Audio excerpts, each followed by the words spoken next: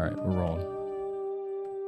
Yo, welcome everybody once again to another episode of the Mega Strange Podcast.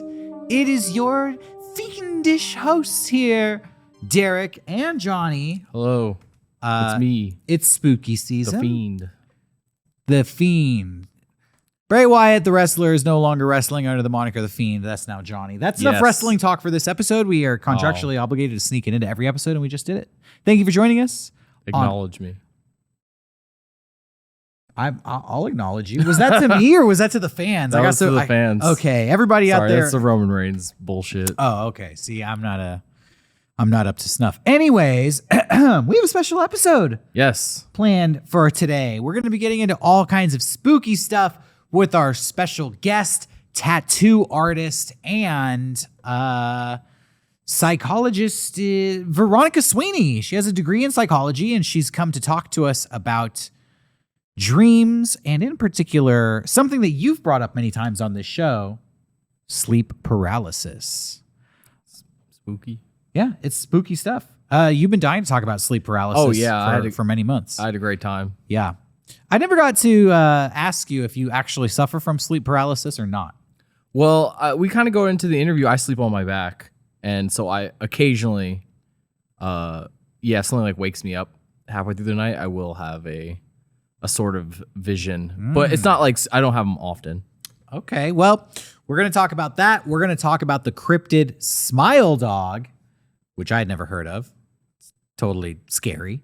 And we're going to talk about tattoo culture as well. I'm going to ask some questions. We kind of get into, what Veronika does for a living and some common misconceptions people have about getting tattoos or what people think about people who have tattoos. We're going to dispel all the myths and talk about sleep paralysis. So hopefully if you suffer from this, we're going to wake you up. It's a wild, wild episode of Mega Strange. And we thank you for joining us.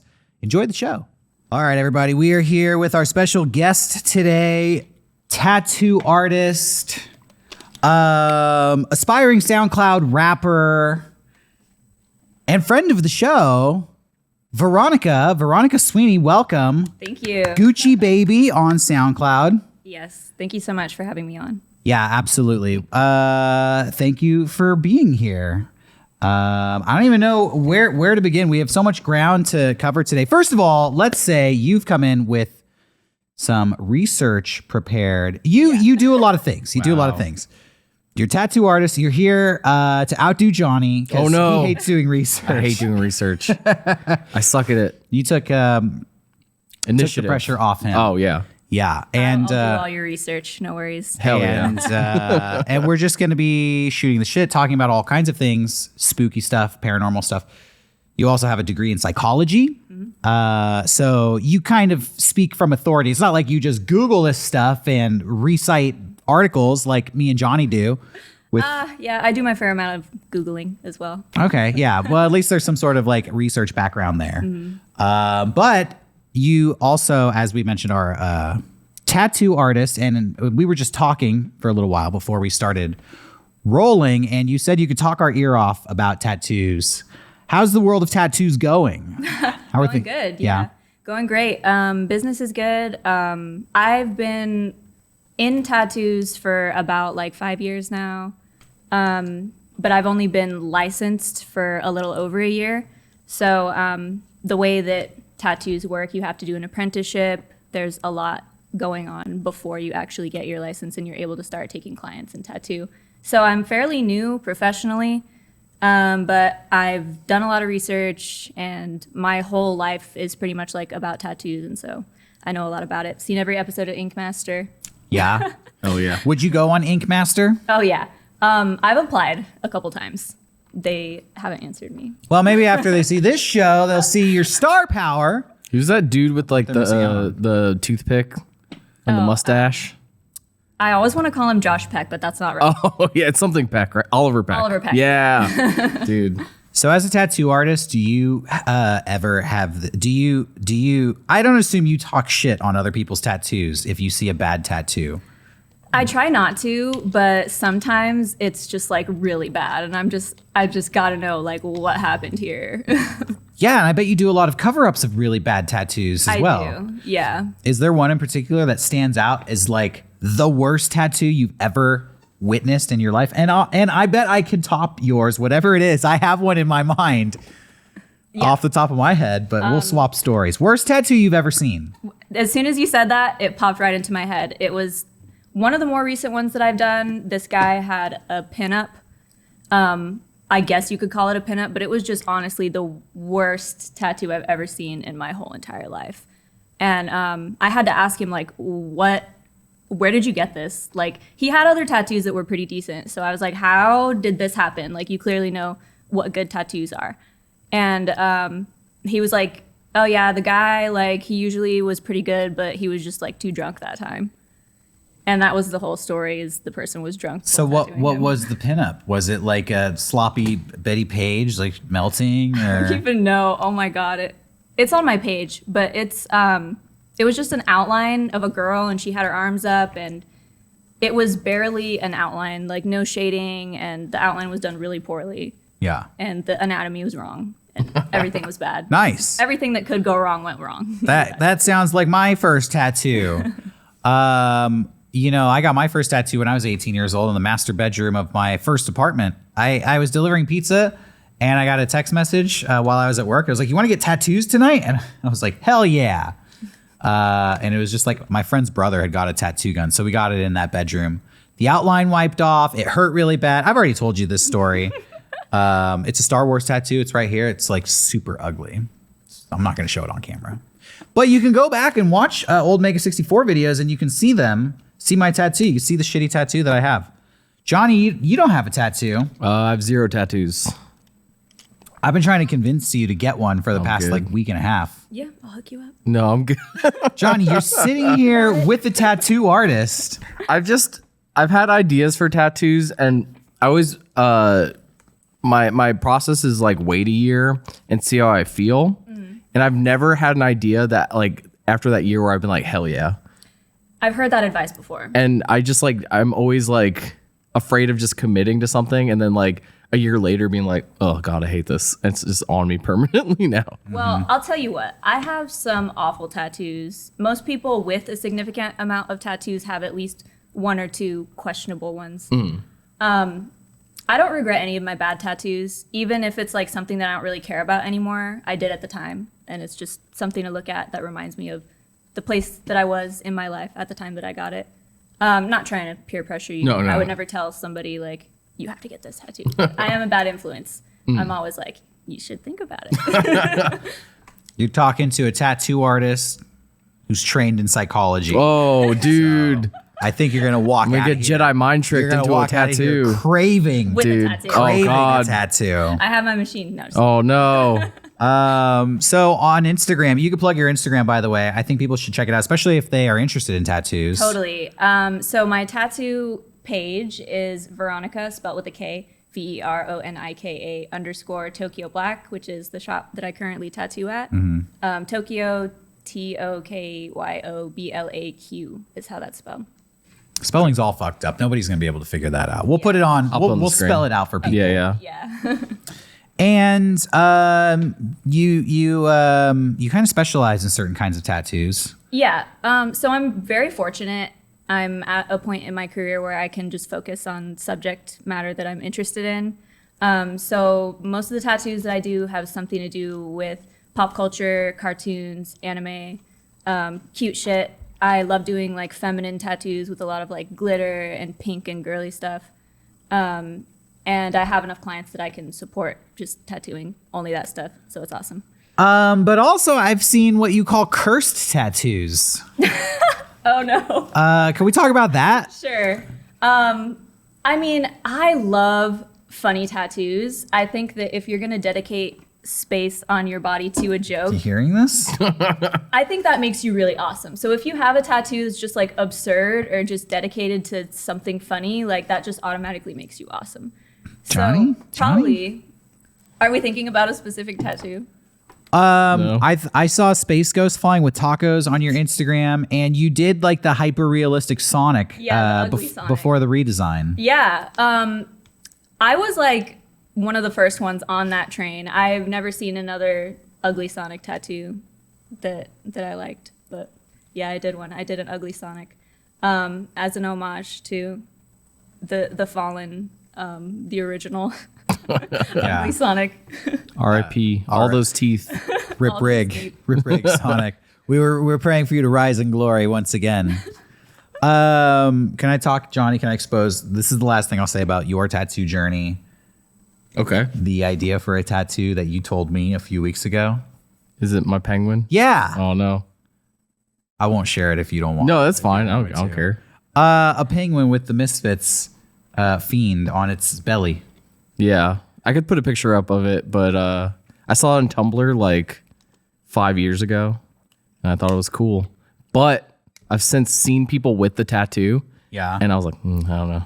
See, every couple of years I have an idea, and I'm just like, I don't like this anymore. Well, I have the Star Wars Rebel Alliance insignia, and I see people with that tattoo all the time, and they are not people that I want to be associated with even remotely. But you know, I guess I'm not selling you on. No, you want to hear something fucked up? I don't know if you know about this, but as I'm a Jewish person, you can't get buried in a Jewish graveyard if you have tattoos. Did you know that? I didn't know that. Yeah, that's a real thing. Yeah. Well, as a Christian, as a former Christian, Catholic, actually, I guess there's a difference. The Bible says you're not allowed to get tattooed either. Yeah. No graven images can be put on your skin. I don't know what it is about Jewish graveyards, but as a thing, my dad is bummed because he has tattoos. Oh, well, Yeah. that's a legitimate deterrent. Yeah. But it's hard because I'm not religious at all. But like I think about that shit's just like ingrained in my brain. And so every time anyone's like, "Yo, get a tattoo," I think about that. I'm like, So, who has the job to inspect the bodies for tattoos after they've died? I mean, because you I can want that hide a job. tattoo. What if it's on your butt? What yeah. if it's on your scrot, dude, or your gooch, or like in between your big and middle toe? I bet there's people who've lied. Like, Yeah. there's no way. There's And then they fucked up the whole cemetery sanctity, sacredness of it. That's true. I'm gonna get heavy here for a second. Okay, yeah, Because this is real. I've heard that Holocaust survivors weren't able to be buried in Jewish cemeteries because of the tattoo. no, Yeah. that's messed up. Yeah. Isn't that fucked up? Yeah. Anyway, thanks for watching. No. Wow. We That's need not we need fair. to change the religion. That's Yeah. what I say. I think we need to allow tattoos in there. You know what? I think if Jesus came back, he would want a tattoo. I think Jesus would get tatted. Yeah. I think he would. He would I have like a truly do. fucking. He'd have a big cross on his back. And, Yeah. and it would say like Jesus didn't tap or something. He could just get one of those inspirational Christian shirt slogans like tattooed onto him, like like nail this. It's a picture of himself. Oh man. I was gonna go off on a bunch of Jesus jokes, but I'm not going to. All right. Well, Veronika, you're a fan of the show. yes. You're a fan of paranormal things in general, Yep. and I've been led to believe and understand that you've experienced your fair share of paranormal activity in your time, and you have a couple of stories to share with us Yeah. about some of your experiences. Definitely. I've experienced a lot of paranormal things. Most of what I've prepared is about sleep paralysis. So when I was younger, I used to think that I was being like haunted by demons before I knew what it was. Because a really common occurrence with people who experience sleep paralysis is to see demons and evil creatures. And before I really knew what it was, actually I learned in a class in psychology. That's how I found out what sleep paralysis was, when I took this dream class. And then I was like, oh, okay, well, maybe I'm not being haunted by demons. That must have been a relief. It was. Did you actually have that moment in class where you were learning about this stuff and you flash back to Totally. being Yeah. a child in bed and seeing these things at night? Yeah. So I've been getting sleep paralysis maybe like once or twice a month for almost my whole life. I remember the first time it happened. Can you describe for people out there who don't know what sleep paralysis is, Yeah. how it can manifest? Yeah. So sleep paralysis manifests differently on every person. Sometimes people see figures and sometimes they're evil, sometimes they're not, sometimes you don't see anything at all. But basically what happens is during REM sleep, your body paralyzes you so that you don't act out your dreams. And sometimes something misfires or gets messed up and you become like partially conscious. So usually when I get sleep paralysis, I can see the room around me that I'm in. And side note, apparently my eyes are open when I have sleep paralysis. So I guess that's how I'm able to see the room around me. And when it happens to me, usually there is an entity, like some kind of evil spirit or demon, and I'm unable to move or wake myself up. And yeah, it can be really scary if you don't know what's happening. So the first time it ever happened to me, I remember it was the year 2000. So I was 8 years old. I remember it super clearly because it was like a pretty traumatic experience. But I was 8 years old. It was New Year's, and I was visiting my dad in Louisville, Kentucky. So I was outside of my regular element, which is a factor. This was New Year's Eve in the year 2000. Mm-hmm. So I know exactly where I was when this story took place. Really? Well, yeah, because I have memories of New Year's Eve of the year 2000 as well. Mm-hmm. So that's just a side note. I don't know. Weird connect. Now I'm visualizing where I was, where this story was happening. Super interesting. Yeah, the birth of my sleep paralysis, the Okay. year of 2000. Yeah, I don't know why I remember little random details, but I remember it super clearly because it was like the first time it happened. I was like, what the heck is this? So I was probably 8 years old, sleeping in a new bed that I never slept in. And at first I woke up and my body just felt really heavy, or I thought I was awake in my mind. But this was all happening just in my mind. And I woke up and I couldn't move. And I tried to like drag myself out of the bed and stand up. And I collapsed on the floor in my mind. And I kept trying to like get help or like crawl to the door. And I was like, what's happening? Like, I'm paralyzed. I can't move. Why can't I move? And I couldn't speak or scream either. And then I became in this loop of waking up, but I wasn't. It was like in the movies where like, they're like, no, this was the dream. No, that was the dream. Yeah, That a dream kept within a happening. dream. Yeah, like dreamception. And I couldn't break out of it. And it seemed like a really long time. I don't know how much time actually passed in real life, but finally I woke for real, and I was scared to go back to sleep after that. And I didn't see anything that time, but that was just the first time that I ever experienced that, like not being able to move. Wow. I've had similar experiences where I was unable to wake up, or knew that I was dreaming and wanted to wake up, but was unable to. But you dreamed you were in your room, and it was I could see the room that I was in. because you were Yeah, I your was in a eyes different were room. open. You sleep with your eyes open. Sometimes creepy. when you're paralyzed, when you're sleep Yeah. paralyzed. So I don't know how common that is either, to have your eyes open, but yeah, people who've seen like my attacks tell me that my eyes are open. Johnny, have you ever experienced anything like this? No, but I'm super interested as well in sleep paralysis. Yeah, I think people tend to have their eyes open. I think that's what starts it, because like you said, your body releases that stuff where you can't move. I know there's a couple of like very specific things that a lot of people have claimed to see. I know a ton of people will feel heaviness on their chest, and so sometimes people hallucinate like a woman sitting on their chest looking at them. Yeah. And people call it the sleep paralysis hag. I didn't come up with the name. How dare you disrespect the sleep paralysis queen? And then there's the man with the hat that people say that they see a lot.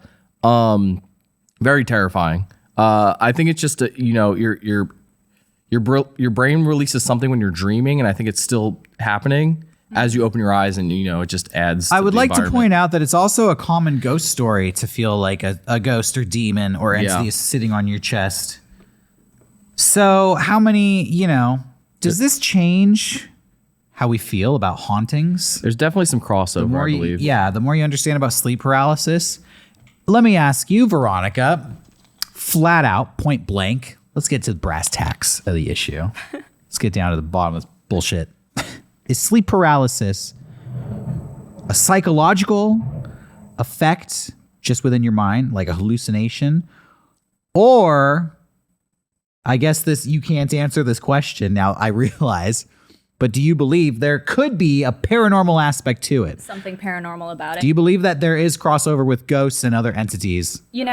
I think, the most interesting about it and all paranormal stuff is I don't really know. Yeah. I think that's what makes it so interesting is we can't give an answer because there are some things that are really unexplainable about it, like why so many people see the Hat Man or see like the same imagery. By the way, I've seen the Hat Man. Okay. So we could talk about that. That's cool.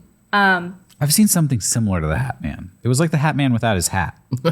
So Yeah, the shadow people, yeah. Man. Yeah, Shadow people. definitely a shadow person. Yeah, and so there are loose explanations for why sleep paralysis happens, but as far as why it's usually something bad and evil, scientists don't know. Okay. Well, thank you. Yeah. Guys, I tried. We got a psychologist on the show. I asked him if demons are real. The answer is we don't know. Maybe. I should have seen that coming. No, the unknown, that's what's great about it. So, who are the characters, this rogues gallery of sleep paralysis demons that, keep showing up time and again?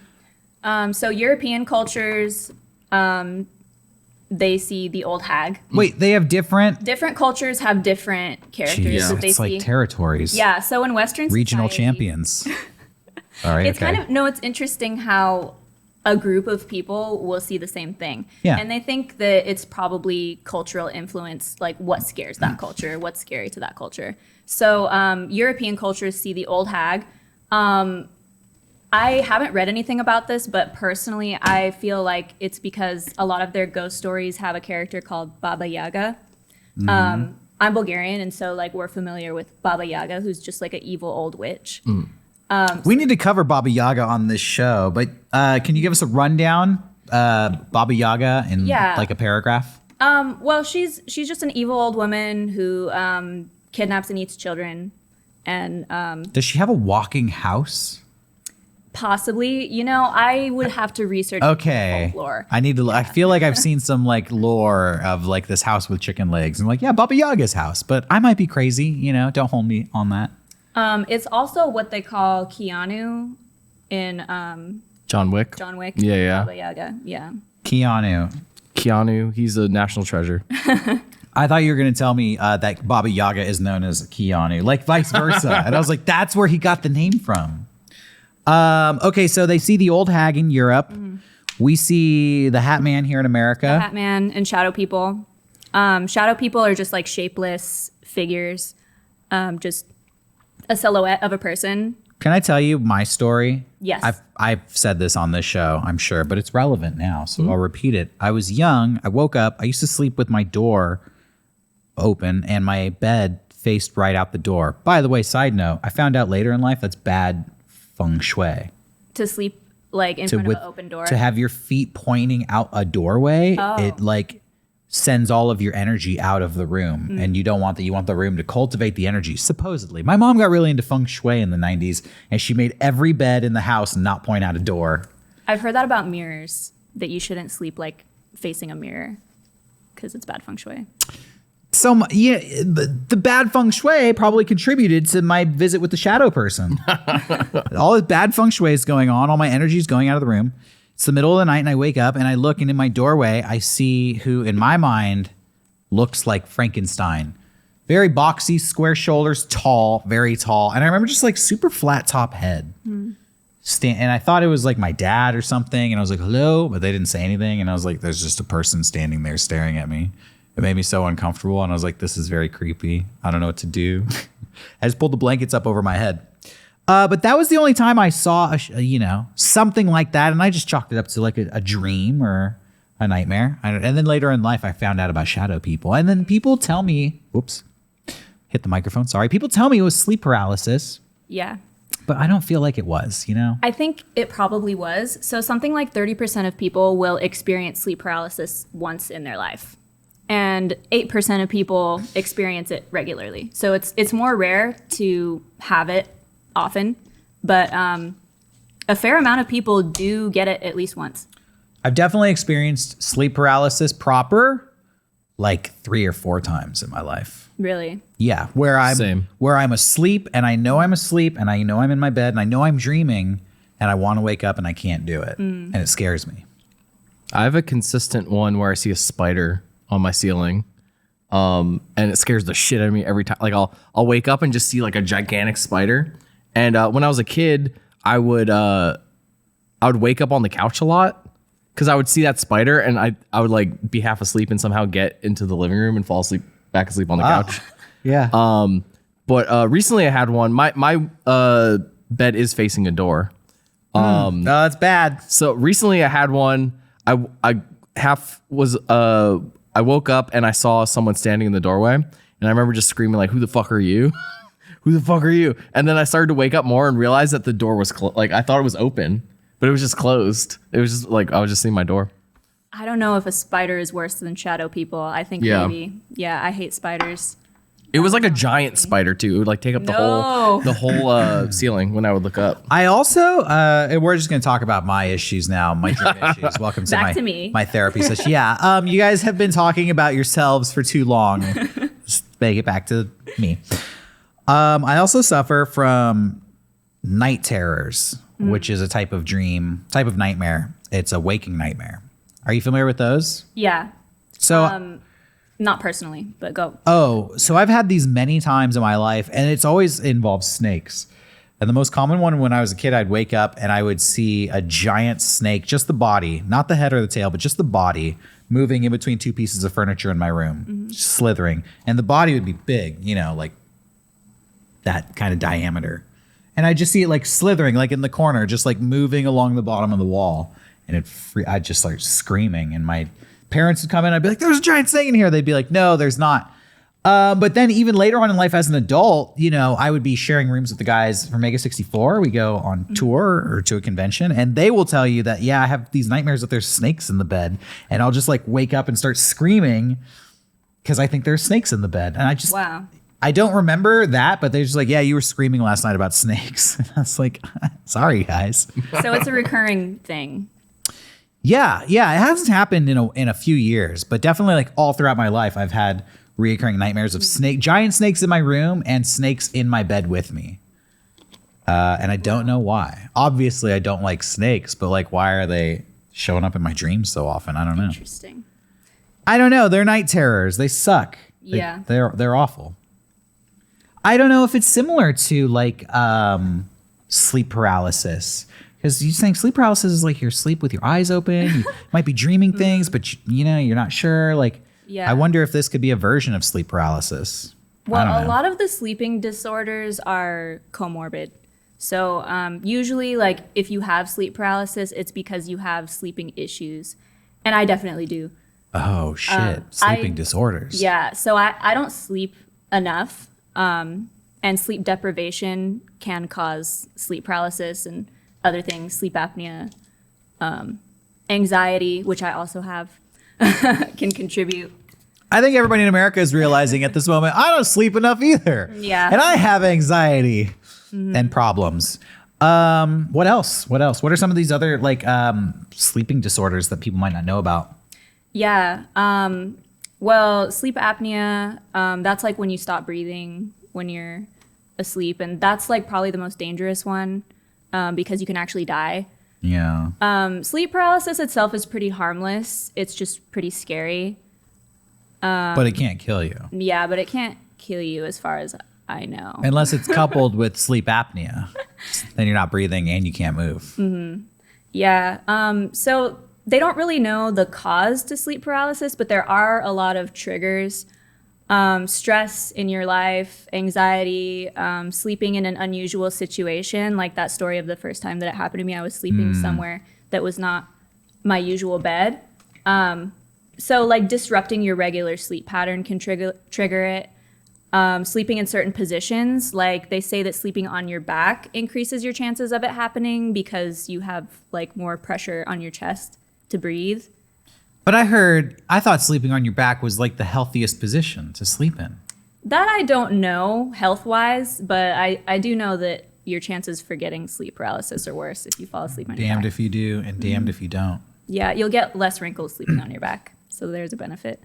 I sleep on my back. God, Oh, yeah. less wrinkles, but the old hag is gonna sit on your chest. It's a trade-off. Can we talk about the hellhound, the dog? So that I don't know if it's unique to me. When I was younger, I used to be really into creepypasta, and I read this story about a demon called Smile Dog. Some of you may remember that. Johnny, story. do you know Smile Dog? Nope.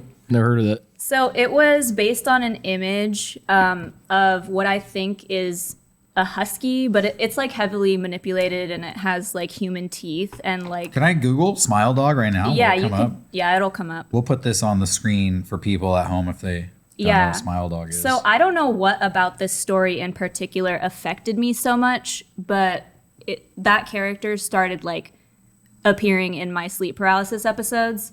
Oh God. Yeah.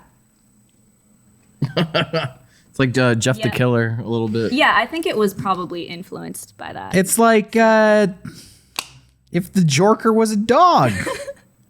Joker dog. Oh my God. That one, the like actual photo of Smile Dog? the red one, that's usually what I would see. It would be red. Yeah. Okay, we'll put the red Smile Dog up on Yeah. the screen so people know what Veronica's nightmares were made of. It hasn't happened lately. I haven't had like an evil entity enter my sleep paralysis in a really long time. I think just pure exposure, I became bored with it. I was just like done being scared. And that is actually like what cures you, is not being scared of it. Not worrying about it. Yeah, not worrying about it, having less anxiety about it. And then, yeah, now pretty much it's just annoying to me. I'm like, this is happening again. But I don't really see things anymore. It's like the Freddy Krueger. It's interesting. Solution. Yeah, it's interesting you bring up Freddy Krueger. They say that that's why a lot of Western people see the Hat Man, because that's what we associate with Oh. My an God. evil person that can enter our dreams and harm Oh us. my God. That might be something too. So to recap the lore, some people out there don't watch horror movies. They don't know anything about Freddy Krueger. Freddy Krueger haunts the dreams of his victims. He wears a striped sweater and a fedora hat. You can't kill Freddy Krueger. The only way you can defeat him is to just not be afraid of Freddy Krueger. Just remind yourself that these are just dreams and dreams can't hurt you. Is it? I remember in the first one, she has to like take him out of the dream and then like does like Home Alone traps to him. Okay, now we're going to recap the plot of Nightmare on Elm Street. And then Dream Warriors, She's they just able got to fucked. pull his hat off, and then Yeah. she wakes up and she's holding the hat, and she thinks, I can bring him into the real world and kill him. But when she tries that, she realizes that she's still dreaming. Yeah. And then she's like, oh, it's just a dream. I just have to turn my back on him. And then he loses power. Oh, okay. I forgot. But then at the end of the movie, Still there. she gets trapped again, and she's still in a dream. But yeah, so it's crazy that it's wild that the plot of Nightmare on Elm Street coincides with real sleep paralysis, Is a theory, yeah.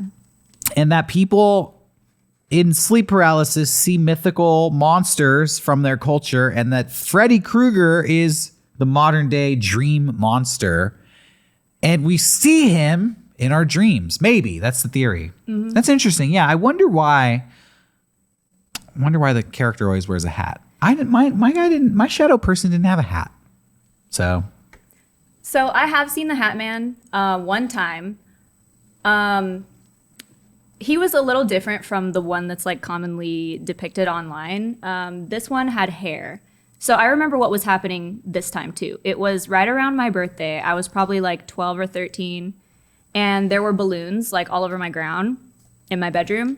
And I woke up, knew it was sleep paralysis, but at this point, like I was still like seeing evil shit all the time. And so I saw this guy in my doorway, and he had the big hat, but he also had this wild, like fluffy hair, like this big curly hair, like coming out from underneath the hat, kind of like Slash.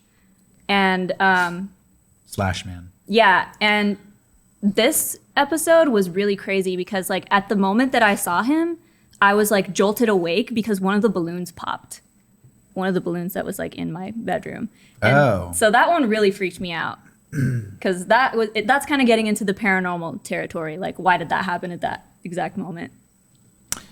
That is interesting. But though I find with the nature of dreams is that you always wake up somehow at this like most pivotal moment. Like, you never just wake up at a boring moment in your dream, like, oh, let's walk to the store. And I went outside. No, oh, I'm awake. It's like, no, we go outside and then a car explodes. I'm awake. You know, the dream always ends on this like big, definitive, like jolting moment.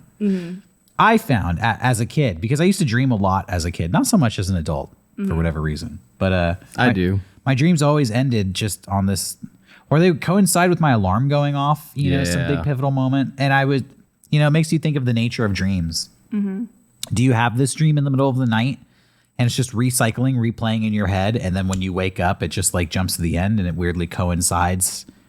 Or does the dream magically somehow it's timed perfectly where you're dreaming in real time and then I guess I don't know. Ends at that moment you wake up and it just happens to always be at some random crazy moment. I don't know. I always dream that my teeth are falling out. That's a common. Yeah. That's a common night. That and being back in school. For a while, I was trying to lucid dream, and my teeth falling out would be a trigger because I would realize like, oh, I'm dreaming. But whenever that would happen, it would scare the shit out of me because like in my dream, an alarm would go off. Yeah. And then like everyone that was in my dream would just look at me, and then I'd immediately wake up. Yeah, it was always horrific. Dreams make me think about how strange, like it kind of plays with our sense of time because a dream is not actually happening in real time. Yeah. But you experience it in a linear fashion. Like dreams, sometimes they go on for a long time. You explore a house, or sometimes you explore a whole town. It could feel like you're there for days or months. Yeah. But the dream is like a false memory. So it, you know, I would assume that it just enters your brain like that, like a flash. And then you're just sleeping and unpacking it for what seems like however it's just strange to me that like, you know, this, I don't know, this thought could enter your mind and then you spend what could be months or years living it in your head. I've always felt like dreams were your brain kind of going through the motions because I've had moments where like, we all have it, like the deja vu where like you feel like you've dreamt this before. Like I always feel like your brain just going through a lot of like what could actually happen in real life and, you know, mixed with, you know, outlandish things. But I have that deja vu thing happen a lot, and it always kind of freaks me out. You often have a sense of deja vu? Yes. Like I'll be like, I dreamt this before, like all the time. And it's such a strange sensation. Like it happened recently. I can't remember the specific moment, but yeah, it happens to me all the time. I don't think I've ever had a sense of deja vu. Really? Yeah. Fuck. I'll be like we'll be hanging out or something. I'll look at my phone and I'll immediately be like, oh, I dreamt this before. And it's really scary. What is your take on deja vu? I don't know that I've ever had deja vu in a dream. I know that we don't experience time normally. It's interesting that you mentioned lucid dreaming, and you probably already know this, but so one way that people try to train themselves to lucid dream is a thing called reality checks. Yes. And so I do them all the time. Yeah, so you actually can't tell time in your dream. Yeah. I learned this from an episode of Batman, the animated series. There was an episode on sleep. Yeah, there is. And you can't tell time in a dream. And if you try and like look at your phone clock, it'll show a different time every time you look at it. So that's one way to tell if you're dreaming. And likewise, like the passage of time, it doesn't make sense. You can't really like, you don't know how much time has passed. Yeah. That's why it's kind of scary when you're in sleep paralysis. You're like, I don't know if it's been 20 minutes or 2 hours and is this ever going to end? That's like the worst part about it, I think, is not experiencing time normally. A big reality check that always freaks me out is when you count your fingers in a dream, you'll always have more fingers. What? Yeah. So like a lot of people, this is what I do. I just constantly do this to just see like if I'm dreaming or not. Oh, wow. That one I didn't know. Yeah. That's That or interesting. trying to read in your dream. You can't read. Yeah, you can't read. Yeah. Another interesting one is light switches. Try and turn a light on in your dream. The light, the switch doesn't do anything or there will be a delay. Yeah. I don't have the types of dreams where I can count my fingers or turn on light switches. Yeah. Well, you have to train yourself to Yeah, do it yeah. like that. My dreams, they always just feel like wild things are happening to me. Yeah. And there ain't no fucking light switch nearby for me to flip on and off. Yeah, no, I feel that. I feel like people have very theatrical dreams where things make sense, kind of. They're kind of like grounded in reality. Yeah. But my dreams are oftentimes just nonsensical.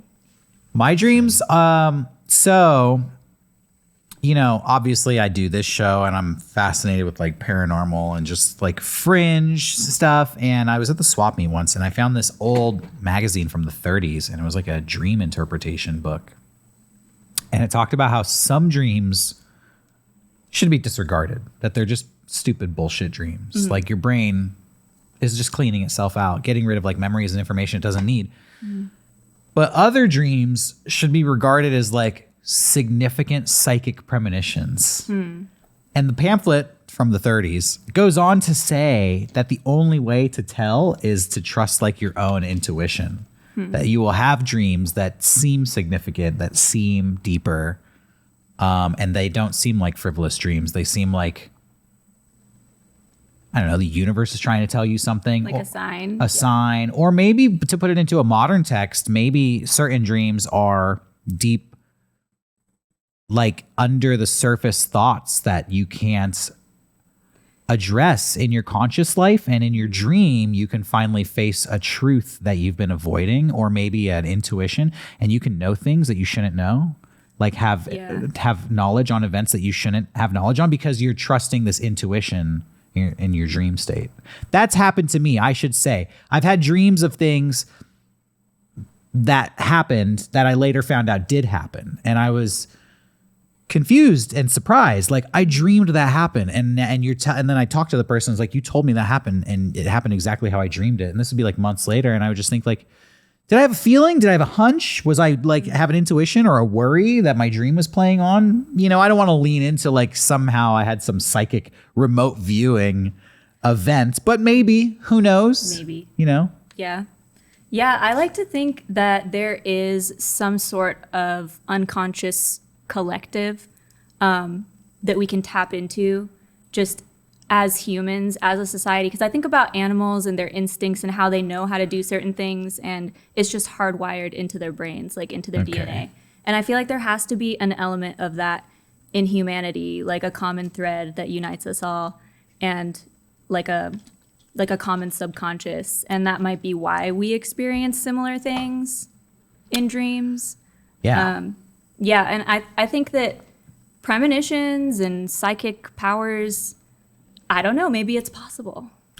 I think maybe. Okay.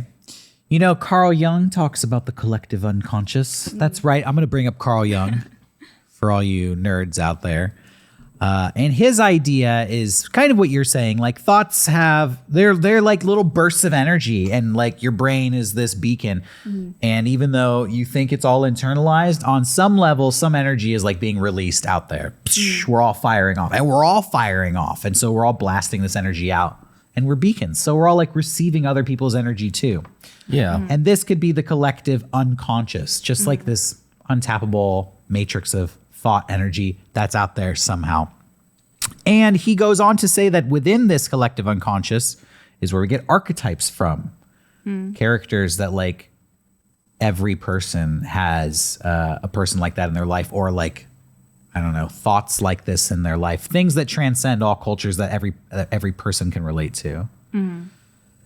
And maybe these shadow people are some of those archetypes, some of the darker ones. Oh, I mean, on a subatomic level, there's no barrier. Like, we're all connected, you know?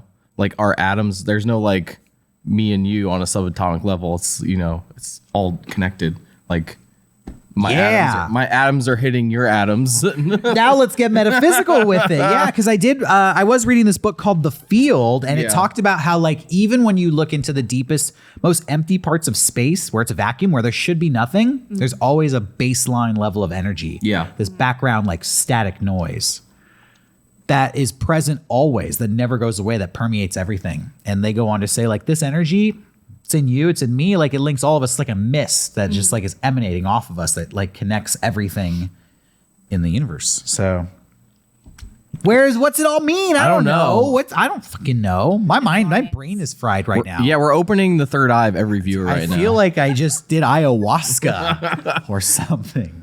Dreams are crazy. There's so much that we don't know about it, and the unconscious and instincts and premonitions. I had a strange experience one time. It wasn't necessarily a premonition, but I told you this story. I kept having this reoccurring dream that I was getting ready for school in the house that I grew up in, and everything was just like in a state of disrepair, and there was no lights. I couldn't see. There was clutter everywhere. The shower was like dirty, hadn't been used in years, and everything looked just like not usable. And I was panicking, thinking, how am I going to get ready for school? And I need help. And I don't know, this dream really affected me in a silly way, because it just seems like not that significant. But I would wake up panicking and like. That light was on a battery. That light's on a battery. Yeah. Okay. Don't worry. And so I told my mom that I was having this dream, and she was like, uh-oh, I know the problem. And I was like, what? And she told me that she had been using that bathroom, my childhood bathroom, as storage. And it was in somewhat of a state of disrepair. And like the shower wasn't functional. And so I don't want to say like somehow in my subconscious I knew that that was happening. But it is a very strange coincidence. And so she said she was going to light a candle in there and take out all the clutter. And the dreams stopped after she did that. So it sounds like you have some latent psychic ability. Possibly. You're like an empath, an indigo child. You know, as the human race continues over millions of years, we're evolving, and the next evolution is our psychic ability. And some people are already there. Could be you. Could be you. That's what I'm gathering from these stories. Veronika, it's been a great conversation about dreams. I'm almost scared to ask if there's more, but I feel like we've kind of covered it with sleep paralysis. And, you know, my question is, you're a psychologist, you got a degree, you took this dream class. What do you think is like the biggest like mystery about dreams that I don't know, I'm trying to formulate my thoughts here. You know, there are so many things we don't understand about dreams. And then you have like investigated it from this academic place. And I guess my question is like, how academic can you even get with dreams? They seem like they're very mysterious in nature. And, you know, this is my question, like, in the world of academics, like, what do we know about dreams? Like, what have we discovered? And where is the threshold between like what we know and like where the mystery begins? Well, the problem is we can't see other people's dreams, right? So it's not observable and hard to study because we don't know exactly what's happening in other people's minds. I'm excited for the day that we can like project our dreams onto a screen. That's going to be really cool. You think that'll happen someday? They kind of have... they have something similar, like you can like analyze a person's brain waves and kind of figure out like what's going on, or like brain mapping, and you can kind of piece together what's going on. But I think technology will get there one day. Like we have the metaverse and all this technology and people trying to preserve their minds beyond the grave and uploading their physical mind to the cloud or whatever. Wow. So what you just blew my mind. People are trying to extend their life by uploading their consciousness to a computer, and possibly when they do that, we will be able to explore their dreams and thoughts and what they see. Elon Musk was trying to do something like that. There was like a Neuralink or a chip or something that he was working on. I don't know the details of it exactly, but it was something like that. that you could upload your consciousness and then yeah. you don't need your physical body. I think he gave that to Grimes or something. Okay, well, I'm here for it. We can't see other people's dreams. Maybe someday we can. It makes it hard to study. So that's where we are now, I guess, looking into the future. Like maybe with the invention of new technologies, we can finally start unlocking some of these mysteries of sleep paralysis and dreams and archetypes and the things that people see in their dreams. Well, that would be, I don't know if I would want that, actually. I don't know if I want to go into other people's dreams. I'm down. What if, Johnny, What? you go into somebody's dream, you see yourself there? I'm already scared. Yeah. What is that version of me about to do? I don't want to know. You can fuck with the people, though. You could be like, you're dreaming. And then, Like that episode of SpongeBob where Yeah. he goes in all the people's dreams and like messes with them and then they're all mad. exactly. Yeah, well, that is actually comforting. SpongeBob could do it and he'd get away with it. Maybe there's hope for all of us. Veronika, thank you for coming onto the show today. This was very fascinating. I think we're going to have you back because you said you have other topics too that we haven't even scratched the surface of. I didn't even like open my paperwork here, but Whoa. yeah, there's more. We got sleep paralysis part 2 that we could come back to. We would love to talk to you again. Everybody, check out Veronika on Instagram. Veronika with a K, Tokyo Black with a Q.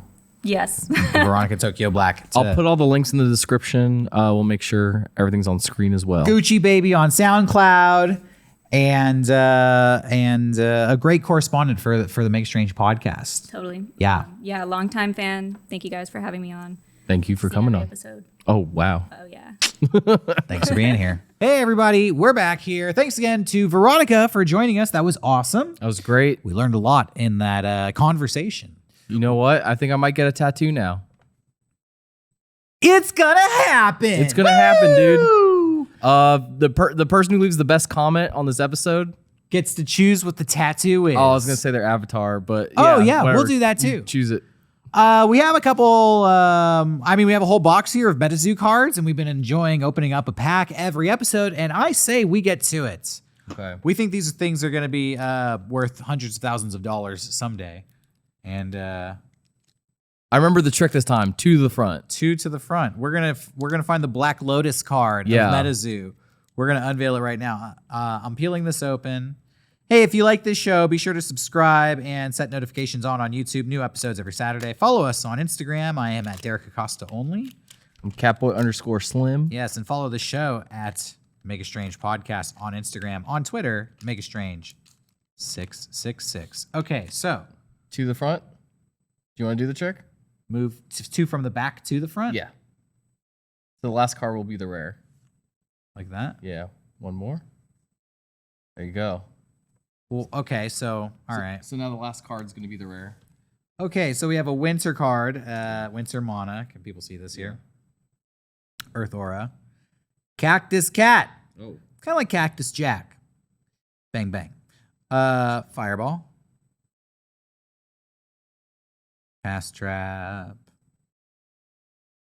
Old Green Eyes. We've got this guy before. That's cool though. He's as scary as ever.